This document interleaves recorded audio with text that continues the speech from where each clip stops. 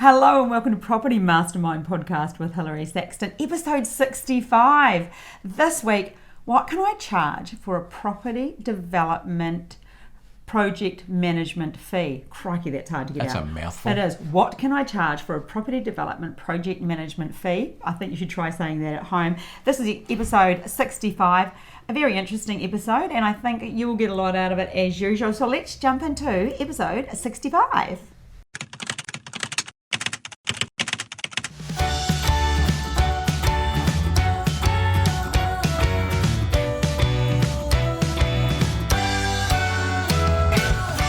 Hey, welcome to episode 65, Property Mastermind Podcast with Hilary Saxton. This week, what should I charge for a property development project management fee? I deserve a medal for being able to say that in one hit. But anyway, before we get started, giving away a copy of Property Millionaires Exposed. This week, the book goes to Georgina Hodges. We know Georgina very well. And thanks, Georgina, for subscribing to us and following us. And you'll be receiving a copy of that in your hands very soon. Anyway, I think by the time you hear this podcast, you'll have it. So you'll be able to listen and go, oh, it was me. That was what she was saying. Ah, well, yeah. She's a very go-ahead young lady, Georgina. Absolutely. Yes. Some people might be wondering, looking at our clothing and saying, you guys wore the same outfit last podcast. Well, if they watch us on YouTube, and if you do, make sure you subscribe. There's a button down there. Ding, ding, hit the subscribe button. You get a ding. Yes, we did two back-to-back because we're going on holiday. So we thought, well, we'll do two back-to-back and then we won't have to do it while we're on holiday because we'll forget. Yeah. Yes. But we do look quite good in these blues. Well, said last time, favourite colour. You did say this last time. So yes, we're off for a few days. We were going to go up north, but we're not sure now. We're actually going tomorrow. We haven't booked anything. Well, spontaneity's great. Isn't it? Yeah, we just head off. We will. Oh no, we'll book before we leave though. Oh, good idea. Definitely book before we leave something. We'll do that. We're leaving tomorrow. We'll book before we go. We should do your old trick and basically throw a dart at a map. And go there. Go there. Worked for me. I've done that. Also, if you follow us on Apple or Spotify, you can actually wake up to a text of the podcast cover. My face. You wake up to me. Oh my God. I do that every day. There you go. Yeah, it's your turn. It's not that bad. Well, maybe it is. It's debatable. Anyway, so make sure you subscribe and give us a comment or two. And we'd love to hear what you think of the podcast. So give us, actually, thank you to Paul. He gave me a topic that he asked for us to cover off, and we will do that one probably next week, Paul. So thank you for that. All right, that was Paul Zanetti. Oh, Paul Zanetti. G'day. I know that he's done Bob's course. He actually says some very nice things on online platforms about you, Paul. Oh, well, Paul's a mover and a shaker. He is a bit of a mover and shaker.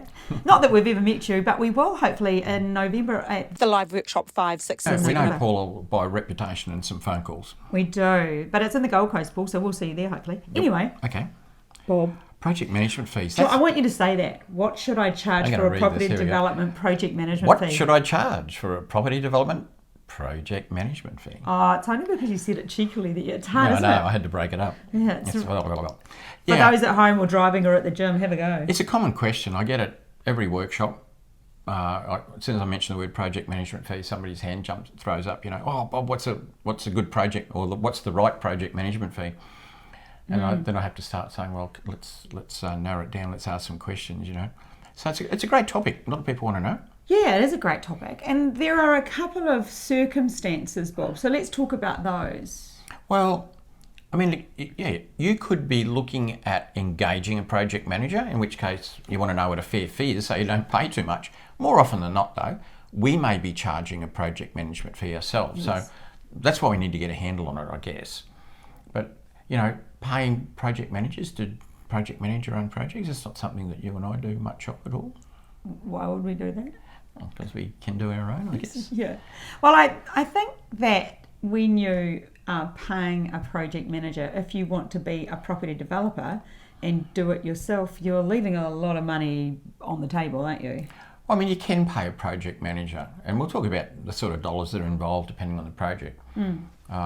Thing is, every time you do a project, you've got to pay them again. Yes. Learn to do it yourself. If you learn to be your own project manager, which is really what a developer is, then you're not paying fees every time to somebody else. That's the bottom line. But some people I've seen some people go into projects expecting to learn from a project manager. Hang on. Well, that's not what project managers do. No. The last thing they need is someone tagging along behind them or beside them all the time asking them questions. What are you doing? Why did you do that? Yeah. And wanting to give input as well. Oh my I God. think we should do that. Wouldn't that just tip you over? You've done that, haven't you? I've never allowed anybody to give me input. No. Thanks very much. No, even when I do projects or joint ventures and I'm managing it, I mean, I have to manage it. Unless they've got more experience than me, I really don't want to How could somebody hear have about more? it. Well, how could somebody have more Well, experience? there are than people with more I experience suppose than me out there, but I wouldn't be doing a joint venture with them probably, No. you know. I was thinking maybe when we're talking about like a consultant, obviously. Consultants, yeah. Well, I mean, I'll listen to an architect about design, I'll listen to a structural engineer about structural engineering issues. But not for development. So yeah, there might be two circumstances when we need to understand project management fees. But just the word project management. Yes. And I might be playing semantics here, but we can have project management or development management, and a lot of people sort of use those interchangeably. You can see my face right now. It's really questioning Bob here. What's going on? Where are we going? I did say semantics, didn't I? Yes. Look, having come from a development management background, Yes. Because I was a development manager with some of the biggest development companies in Australia in my older days. Going back a fair while, and a development management role typically or a development manager is somebody who controls the whole project from beginning to end. So the roles that I've had with some very big development companies is I would find the site, I would do the due diligence, do the feasibility, make sure it's stacked up. I might put a report together, put it before the board or whatever we need to do to get it ticked off. But then I'd track that project all the way through approvals, construction, marketing, sales, and out the back end. Project management often has a connotation of the construction side of development. It doesn't have to, but it often is. Within those organisations I used to work for, we had project managers on staff, but they worked under me. And they used to often come in around the construction phase. So when it came to, if you like, tendering, appointing builders, overviewing the builder, the project managers did that, and I sort of overviewed them. But they were often had professional qualifications. I can remember one of them was an architect, one of them was a structural engineer. So they had those sort of construction backgrounds, and they just look after that. And they were called a project manager. I was called it a development manager. But anyway, it is semantics, but I often refer to it as development management, meaning the whole kit and caboodle. Yeah, and I think that was a great breakdown of those, and for the people listening that at this level, that what we do and teach, more likely will be thinking of a project manager. If you look at last week, we talked about when you would leave your job to just do that full time. It's the person who's going to run the project, the whole thing. Yeah. And look, if you want to call it a project manager, go right ahead. We'll know what you mean. Yeah.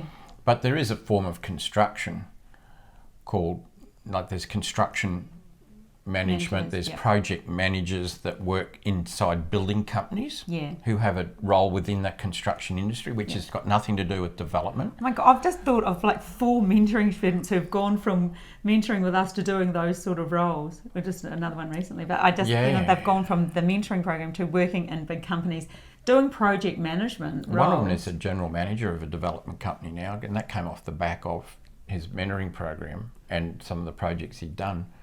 I even get calls from his boss sometimes to discuss stuff. The guy that owns the development company rings me now. He's pretty smart though. He still rings you. Yeah, but we sometimes he phones me, even though he's never done the course.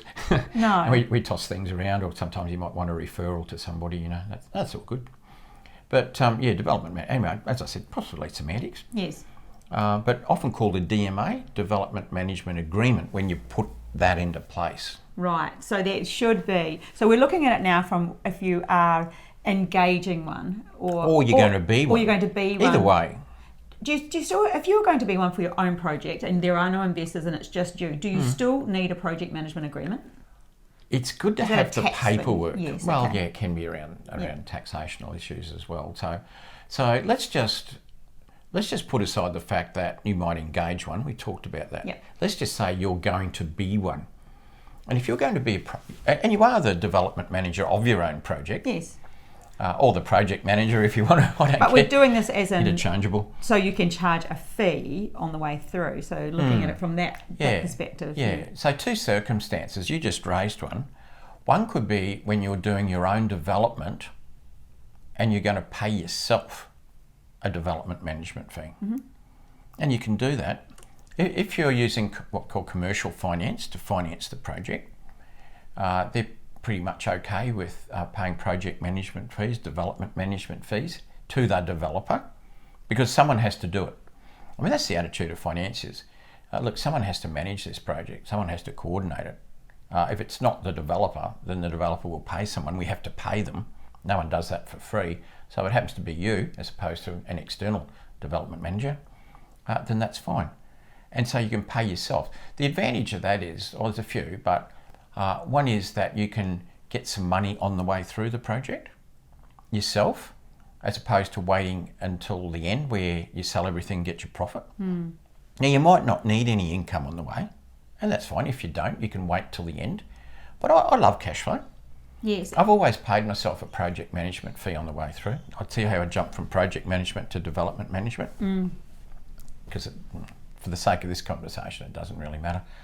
But also another benefit of whether you get it before or end, it is seen as income by the bank, exactly. isn't it? So it's not, the bank sees it as income, whereas it doesn't see property development profit as income. Yeah, it's funny that, isn't it? But it's true. Why is it not? As a developer, if you were to, continually do development projects, make development profits, banks, sure, they're interested. You make, but they don't consider it as income for serviceability purposes. Well, with that being the case, and I know I'm going off piece and asking questions, and as I tend to, but you're so good, you can manage. If that's the case, and you're doing a few, should you sort of eke up your fees to make it look like you earn a little bit more, which gives you more serviceability? Is that a good thing to do, or is that not doable, or how does that work? It depends how much you can get away with. So what you're saying is, if you're paying yourself a project management fee, how high can you go with the fee? Yeah. Because if it's yours, there's no investors, there's no one, See, what you're really doing with the project management fee is you're taking some of your profit early, if you think about it. Yeah. Because if you don't charge yourself a project management fee, then it's going to be there at the end. A slight difference, it only makes a small amount of difference. If you're paying yourself a project management fee, it'll be in the budget and it'll be part of the loan. So technically, you're paying interest on the money that you pay yourself as a development management fee. I'm purposely switching project and development all the way through this, if you haven't noticed. No. Anyone else? No, I didn't even pick up. But I know what he's talking about. it's a small percentage of not a huge figure. Yes. But you're right. It then becomes... See, either way... See, paying tax is different to serviceability. You're weighing up which is more important to you now, exactly. as in serviceability, paying a little bit more tax. You might need the serviceability to move forward faster versus and so tax. the financiers consider project management fees as income for serviceability purposes, but they don't consider profits as income. And that's the difference. But paying yourself a project management fee, as I said, I've always done it. But back to your question, how much can you charge? Well, the answer to that is as much as you can get away with. So who decides on the level? Well, it needs to be sort of my question. Industry standard. Okay. But who ticks the box? Well, remembering that you can only pay yourself a project management fee if you're getting commercial finance for your project. That's okay. If you're getting commercial finance for your project, then there will be a bank panel or a financier panel quantity surveyor who goes over all the costings. So if you, for instance, were doing a 3-pack and you're making $400,000 profit and you want to pay yourself $300,000 project management fee on the way through. That's a lot. And $100,000 profit at the end. It won't sail because the project management fee on a 3-pack is not $300,000 industry standard. That's a shame. So that said, I mean, you can sort of stretch it. Have you stretched it? Yeah, I have, yeah. We used to do a lot of property development syndications where we put investors into property development syndicates, and we used to charge fees for project management fees and different sorts of fees on the way through, And I think we used to charge something like $30,000 a townhouse. Let's say we're doing a 10-pack townhouses. And let's just give us context on a year here, just so people How long ago was this roughly? What year? I stopped doing syndicates in about That 2017. Okay, so just so people can work out what date. But the thing is, like on those 10 packs, we used to charge $300,000, which was way more than a normal project management fee. And the bank originally said, well, if the quantity surveyor signs off on it, we're okay. And I went to the quantity surveyor. I did happen to know the quantity surveyor as well, of course. But he said, that's a pretty high fee. And I said, but we're pretty good. We're the top in Australia. Probably not true. I said, but anyway, eventually I got it through. So that became the standard. Then we did. And that wasn't unfair on the investors because that came out of your end of profit. It just came through as... Oh, yeah. Just covering that off so people don't think, crikey, Bob Anderson's a bit of a rogue. No, it had nothing to do with it. We had a set margin in there for ourselves. All we were doing is what anyone does, is try to get more early and less later, as opposed to less now and more later. Yeah. But you can do all later and none now if you want to. Don't pay yourself a project management fee and simply take it as profit at the other end. You can do that. But back to your question. I mean, the proper answer is, as long as it's sort of around industry standard. Then where do we find out? Where does the average Lorraine or Lloyd find the industry standard? Well, I could probably give you a few numbers on that, but just before I do that, I might point out the other time that you might be taking a project management fee, and that could be not just when you're doing your own project, but it could be like a joint venture arrangement. Yes.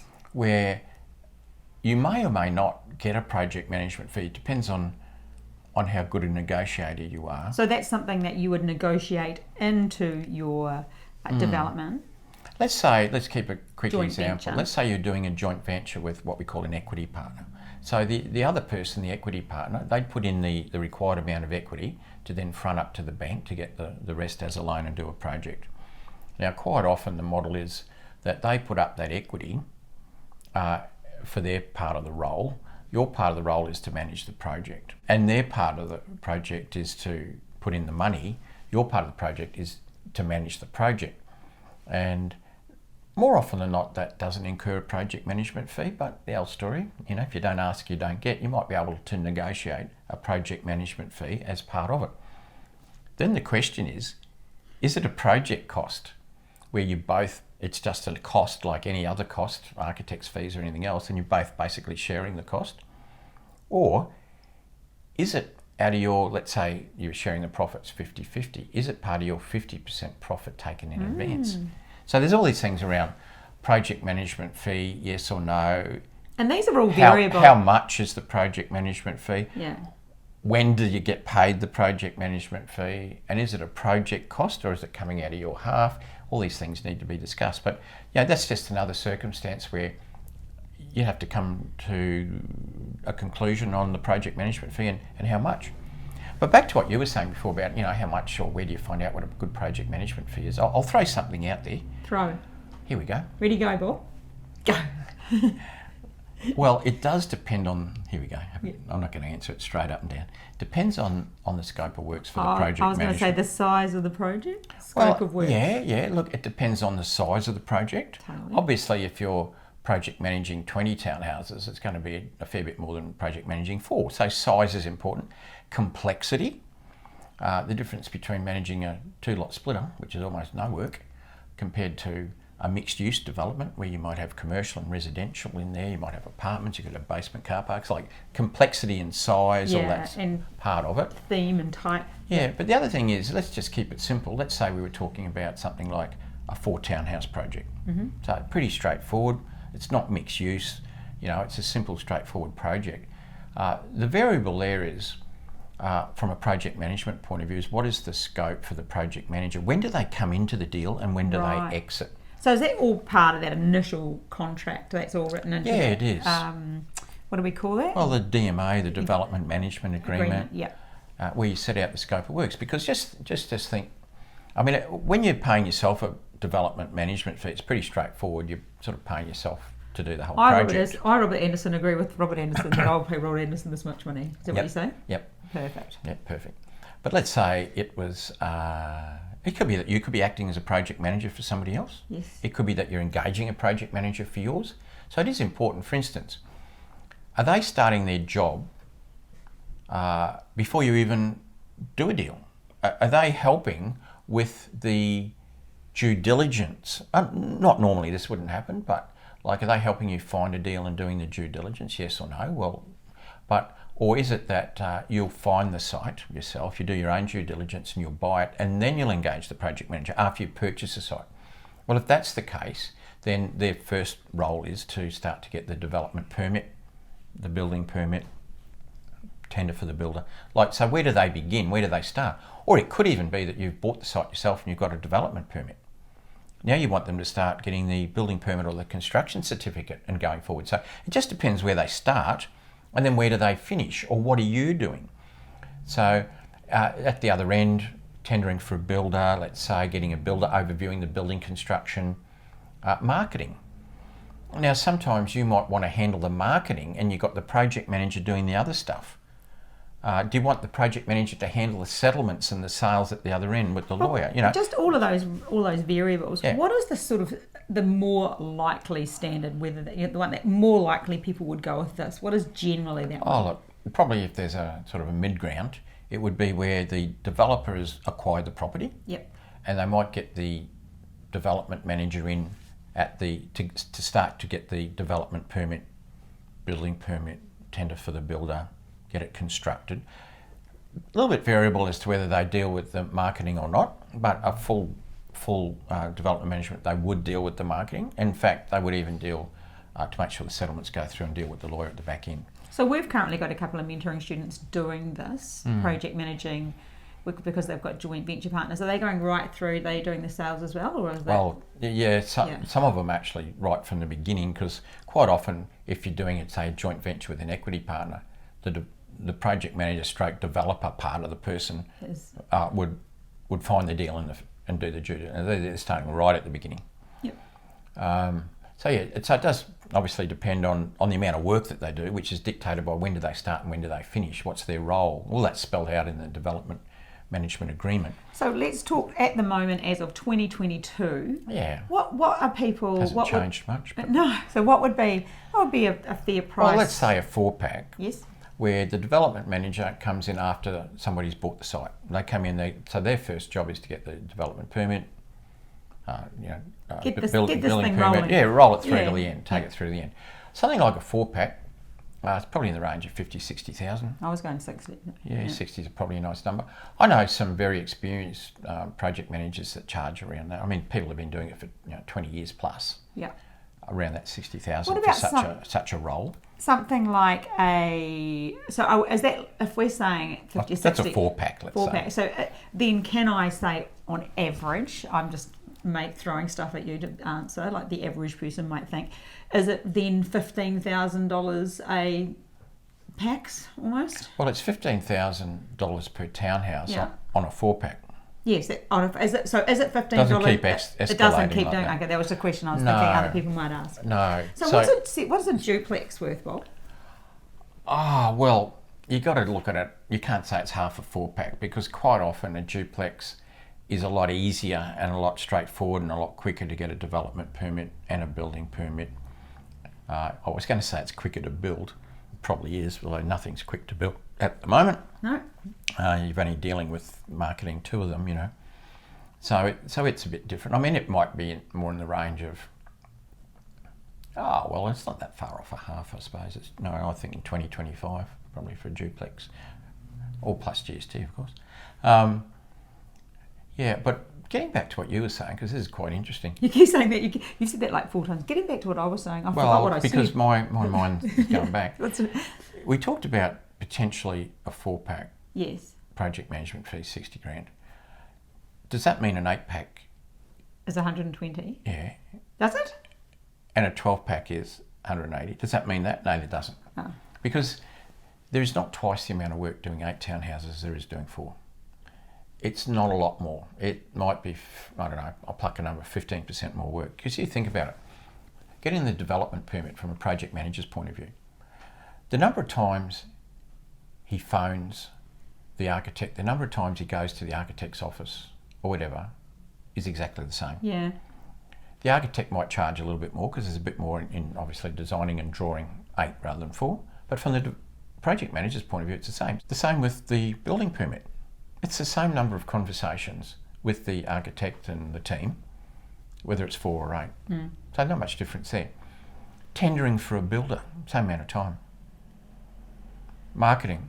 So the only things that are really take longer for the project manager, the difference between a 4 and an 8 townhouse is really he's got more conversations and visits to site during the construction phase because it takes longer to build an 8 than a 4. It doesn't take twice as long. No.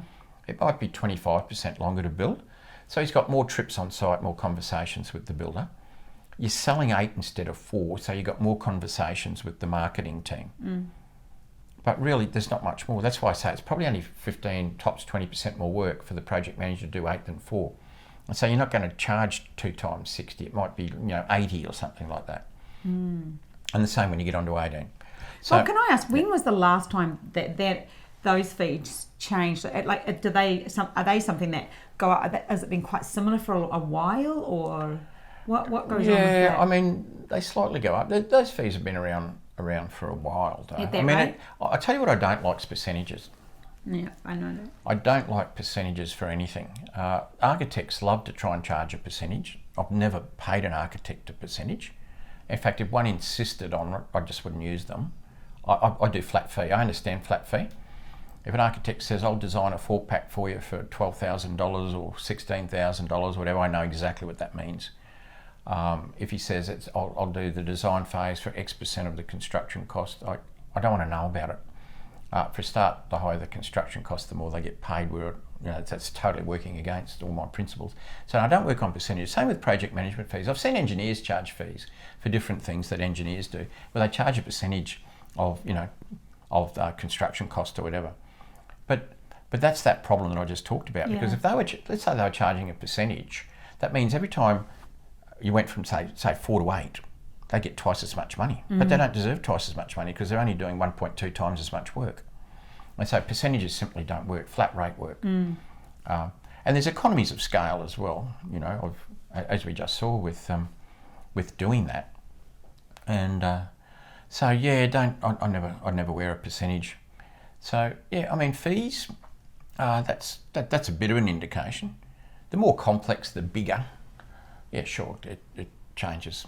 What about, Bob, we've heard many times, actually, too many times, about people who have been money partners for other people or investors in other people's projects. The project has gone not great and the people have still, or not even gone ahead, and the developer has charged a fee and kept charging a fee right throughout with nothing happening. Yeah. Actually, that's a little bit... If nothing's happening, can they still charge a fee? Yeah, well, I know exactly what you're talking about. I've seen that happen a bit. That goes back to the agreement. Yeah, and you must read it. Well, you've got to watch the agreement, you've got to read it. But you see, let's say it was a developer puts up a development management agreement. They're in a project with an investor, and the investor signs it. And let's just say they've agreed to a fee of $5,000 a month. Now, that might be fine. And there might be projected timeframes would all be part of this, but what happens if the timeframes blow out? What happens if council are really slow to approve it? Or what happens if the project manager's responses to council's requests are extremely slow? If they're just on a flat rate per month, the longer it goes, the more money they make. Whereas really, I would put benchmarks in there. And while you could agree on a monthly rate if you like, I'd put timeframes, like to get a development permit might be X months. So, and there'd be a dollar amount applied to that. Let's say to get a development permit was going to be, let's say 5 months, and you might put X dollars per month. But if it goes past 5, that total doesn't change. And the same with construction, same with building permits, because I know what you're saying. I have seen some that were just on a monthly amount, nothing to do with achieving certain milestones like development permits, building permits and the like. And they've literally gone on for years and haven't gone past a building permit or haven't even gotten one. And that is criminal activity in my mind. It's totally so criminal. That couple. Well, it's not technically criminal in terms of going to court and winning. Yeah. Because we know people that have tested that and lost because of the the stupid DMA that they signed. Yes, you must, if you go into any agreement, you must check what you're signing.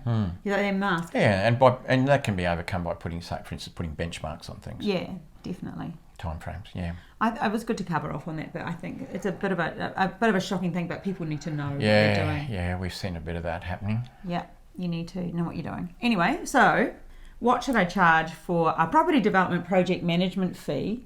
We've looked at 4-packs being around 60, duplexes 20-25, 1.2% more for each one.